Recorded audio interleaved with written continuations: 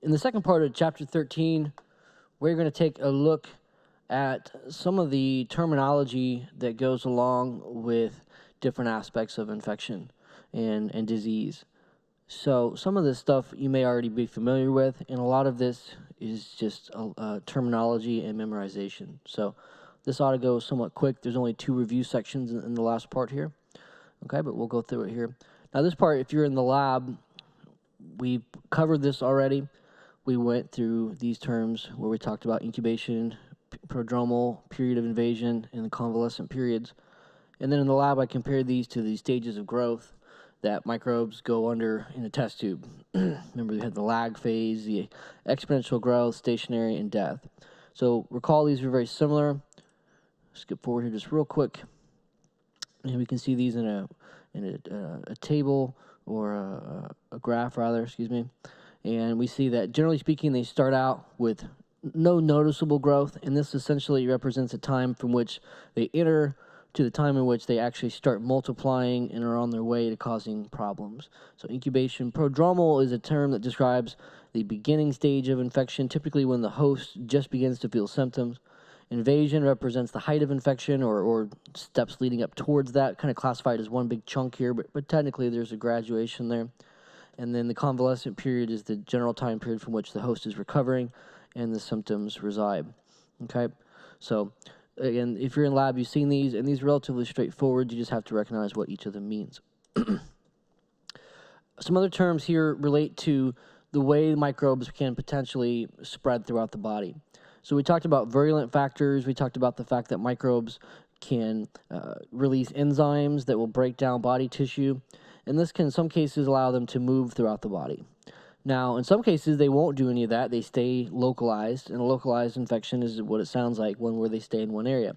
A focal infection is one where they will break loose from one area and spread to another immediate area, typically in a very close tissue.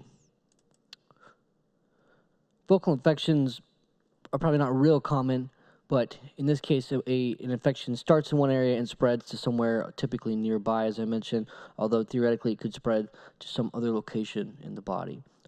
What is real common, however, or relatively common, is called a systemic infection.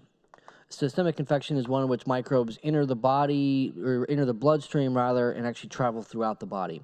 You can think of the bloodstream or even the lymphatic system, 2 things that we'll talk about in more detail in the next chapter. You think about these as kind of like the highway system for the human body, especially the bloodstream.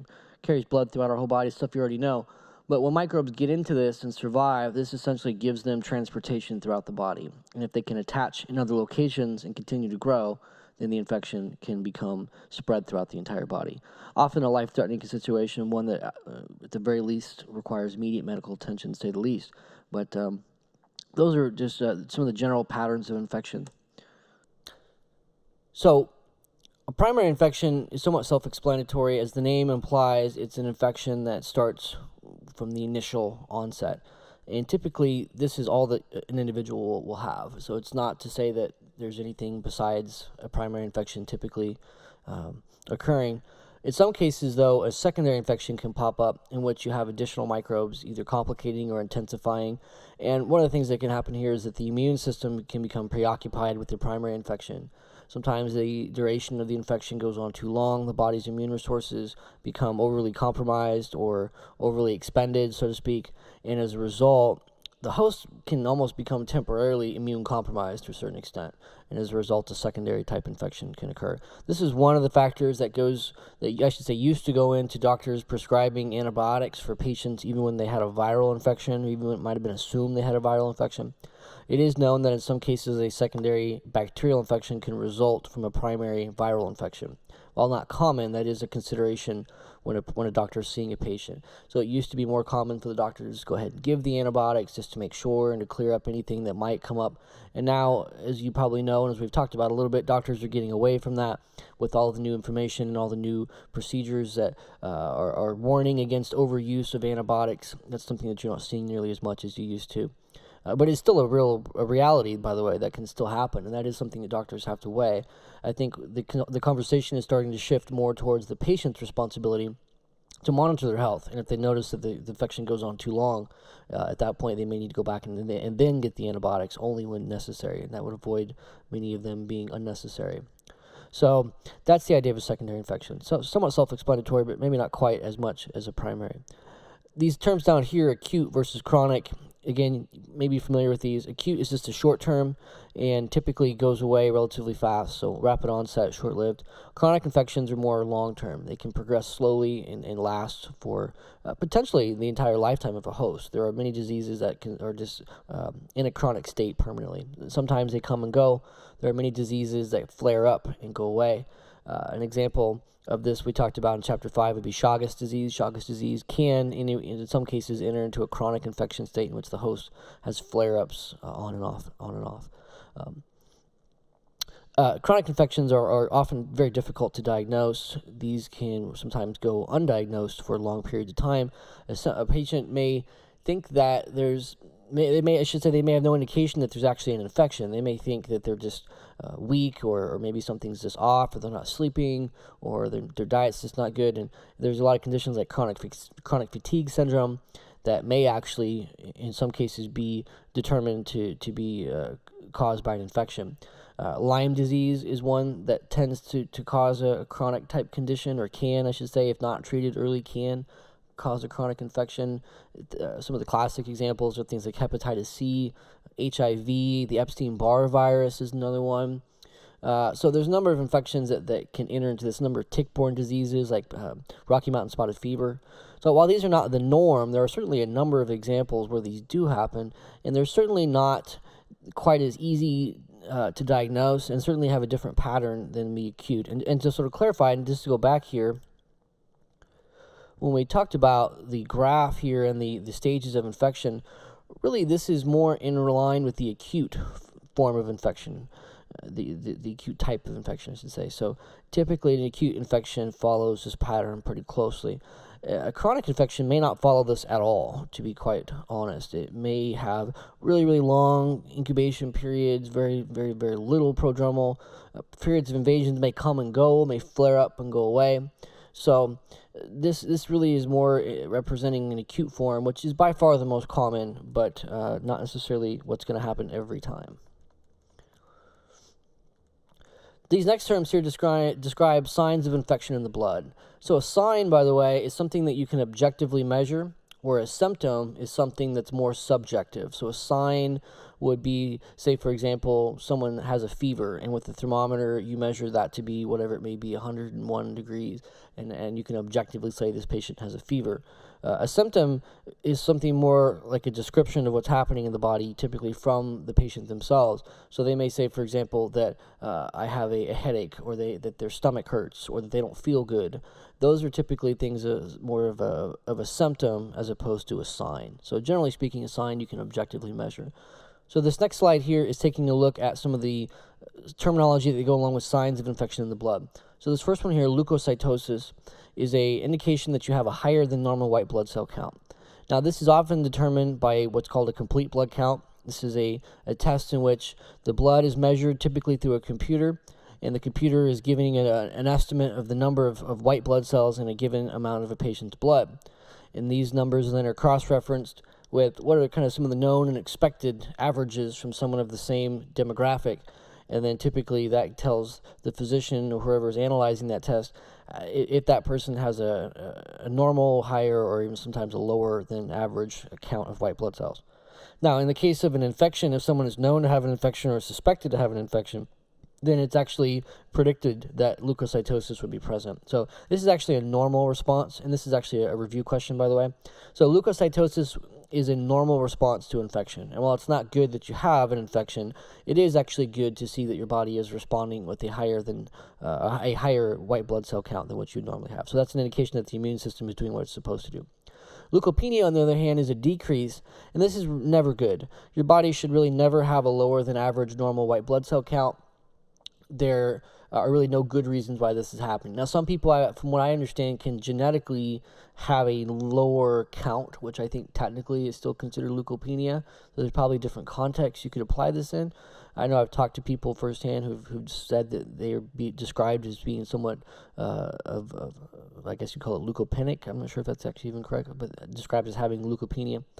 So that's something that can vary. But generally speaking, if you have a condition that causes the body to lower from what would be normal to then abnormally low, that's always bad. Some pathogens can do this. There are bloodborne pathogens that deplete the body of white blood cells. Certain cancers, like leukemia, can cause this.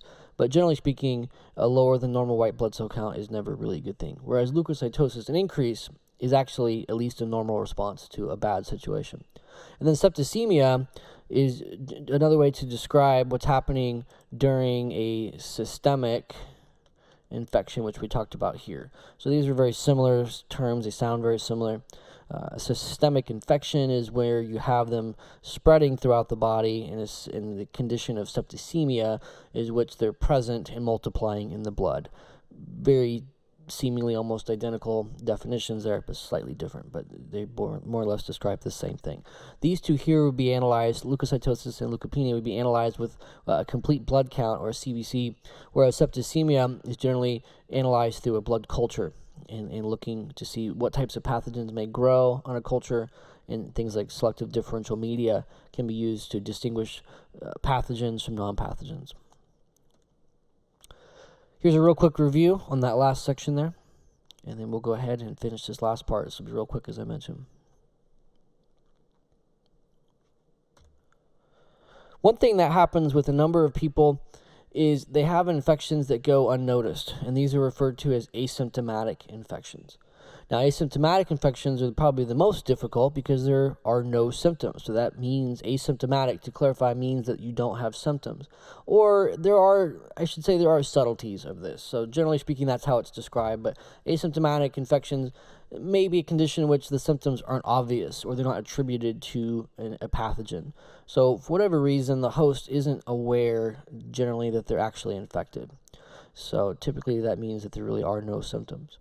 Now, this is an issue because then if the host isn't aware that they're infected, then they typically never take any steps to correct it. Obviously, there's no real immediate threat or need, so the host is oblivious in most cases. And the scary part is, any of us could be in this condition right now and not even know it. What happens though is that this allows the pathogen to continue to spread, often through the asymptomatic host, to then other individuals who may develop symptoms.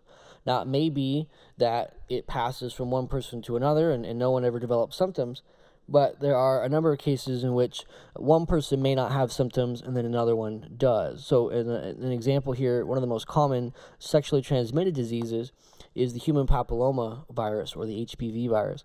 In this scenario, males rarely, if ever, show no symptoms, but transmit it to women who then can develop symptoms, which can lead to things like cervical cancer, which is obviously a very serious condition.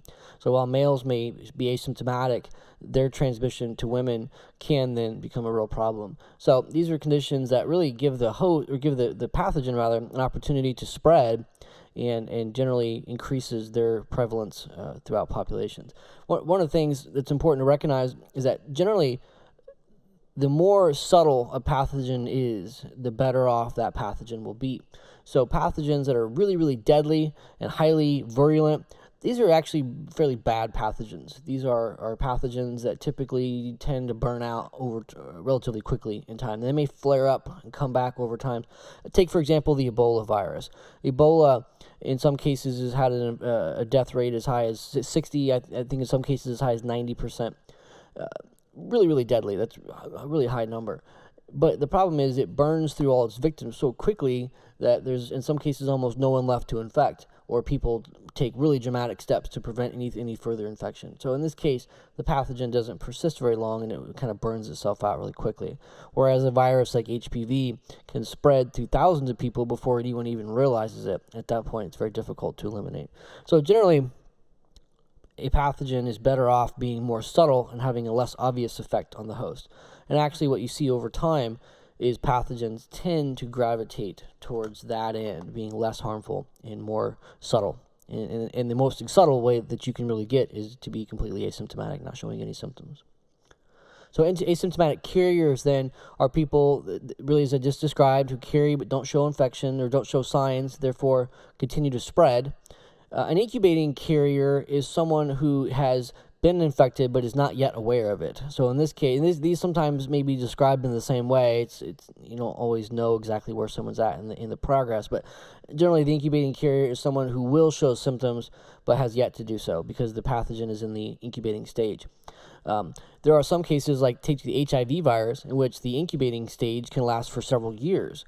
There are many people who don't show symptoms for years after the initial infection of the virus, or they may show early symptoms, but they're not attributed to the virus. There's actually a condition in which the virus flares up very briefly, then the patient recovers, and oftentimes doesn't really attribute that to anything other than maybe a temporary illness. And so they may not even think twice about it and go on to spread that before maybe even years later they find out they actually have the virus, and at that point maybe have spread it to a number of people unbeknownst. And then the convalescent carrier is one who is recovering, thinks that they're better, but is actually still contagious.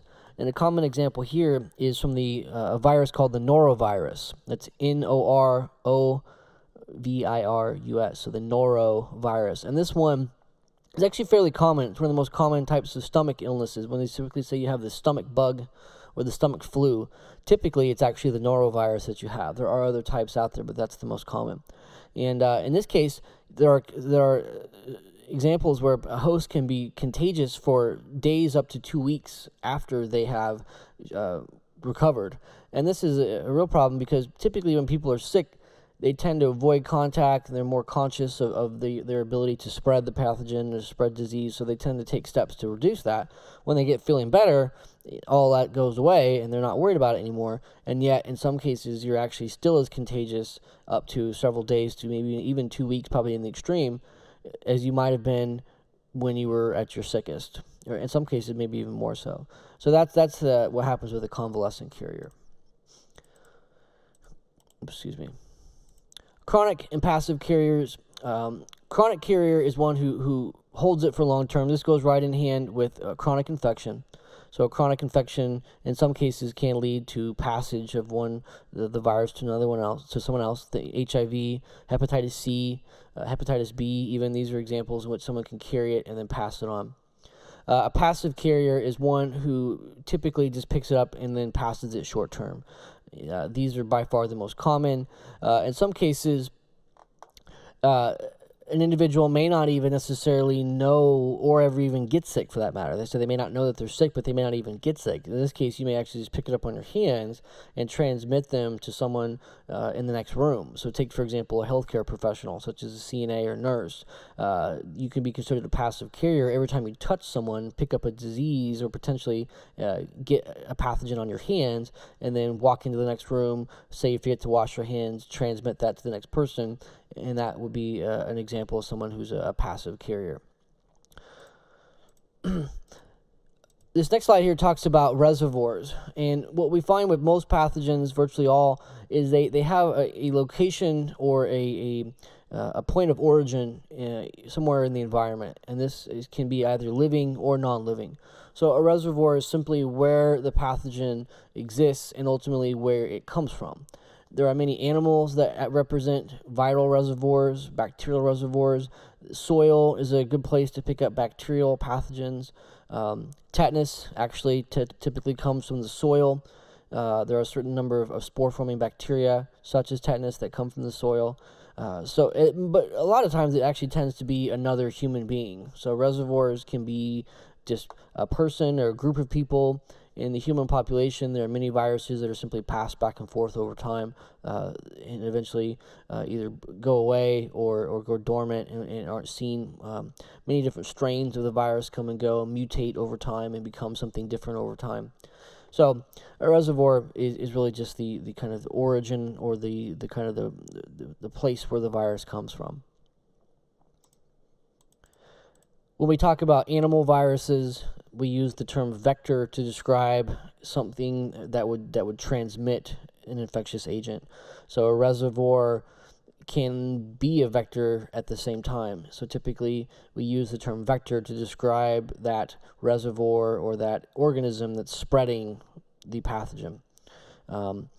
This term is something we'll also talk about when we get to chapter 10 and we start talking about DNA technology and how DNA can be moved from one place to another, such as from a bacterial plasmid into a larger DNA molecule, what's called a cloning host. So I don't want to get into that now, but just recognize there are actually several different contexts by which the term vector can be used. And in fact, even in math, you can use the term vector to describe, I believe it's a line on a graph or something like that. So different contexts here. But in this case, in this particular aspect, it's describing an animal or a living thing that transmits an infectious agent. The most common are insects, which are technically animals. Flies, mosquitoes being the most common, ticks, things like that, fleas even are relatively common vectors. They tend to be blood-sucking, and most often it's when they are acquiring blood from the host that they pass, usually inadvertently, but they pass parasites into the host's blood. Other less common ones, as listed down here, mammals, birds, reptiles, and things like that. These two terms describe the nature of the vector. So some vectors play more of a role in the life cycle. And so in this case, the biological vector would really be the same thing as the reservoir in most cases. So the biological vector is usually part of the life cycle, and so also part of the location in which the parasite resides, the reservoir. So typically the parasite has to go through the vector, the biological vector, in order to complete its life cycle. We used an example in chapter 5 when we talked about the flea and how the cat flea, Diphylidium caninum, and how it goes through the excuse me, I said that wrong. Excuse me. We talked about the tapeworm, Diphylidium caninum, and how it goes through the flea or the cat flea to complete its life cycle. So in that case, the flea would be considered a biological vector for the tapeworm, Diphylidium caninum. Now, there are many more examples of what's called a mechanical vector, in which you simply have a parasite that is being picked up on the body, typically, of a vector, and spread by contact. They don't play a role in the life cycle. Rather, it's simply being picked up and transmitted to a new location. The examples here typically revolve around things like houseflies and cockroaches. A fly may land on infectious material like animal feces and then pick bacteria or even viruses up on their feet and then fly into your sandwich, God forbid, and transmit that to your food. And that's a perfect example of a mechanical vector. So this is something that happens frequently, and biological vectors are a little more complicated and typically play more of an intimate role in the cycle of the pathogen. Zoonotic pathogen is a term that describes a pathogen spread from animals to people. And typically, this is a type of pathogen that comes from animals in which we have close contact with. Typically, dogs and cats and pets, but also animals in zoos and horses and animals that are used for different jobs or used for specific purposes, like working dogs and cows and pigs, animals raised for consumption. So there are a number of pathogens that have a host range that allows them to jump back and forth. Even viruses in some cases can do this.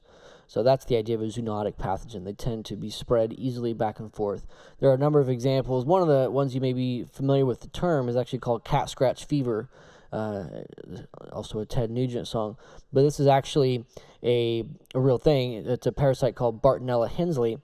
And this is an example of a zoonotic pathogen that's spread from cats to people. And when a cat bites you, there's a chance that they carry that parasite, a bacteria, and will puncture the skin and essentially inoculate that bacteria beneath your skin. And once that happens, that can cause a nasty little infection.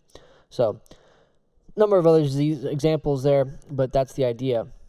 one of the things that comes from the World Health Organization is an estimation that these zoonotic pathogens may actually be a big part of an increasing disease presence that we talked about back in chapter 1 called emerging diseases. So these are diseases that have either previously been unknown or have been seen in a new location or popped up after a period of dormancy.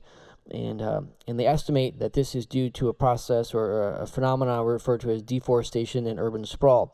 In this scenario, what happens is parts of forested areas, often in the rainforest, are cut down, urban areas come up, and in this process, some of the natural reservoirs, who may have been undisturbed for years and probably never been disturbed prior, suddenly these reservoirs come in close contact with people for the first time, and as a result, potential diseases that have never been seen before can suddenly be transmitted with this contact that wasn't previously being made. So that's an estimation of maybe perhaps why we're seeing more diseases, and this would be, which would make sense, because if a reservoir never comes in contact with people, obviously there's no chance for any sort of transmission. Suddenly we tear down their living environment, we displace them from that environment, and now they have no choice but to start to interact with people, and suddenly parasites get transmitted that never would have otherwise. So that's the idea there. And that's it. That's a real quick overview of the last part of chapter 13. So go ahead and write down these review questions. And as always, let me know if you have any questions, and look for the next video here shortly. Talk to you later.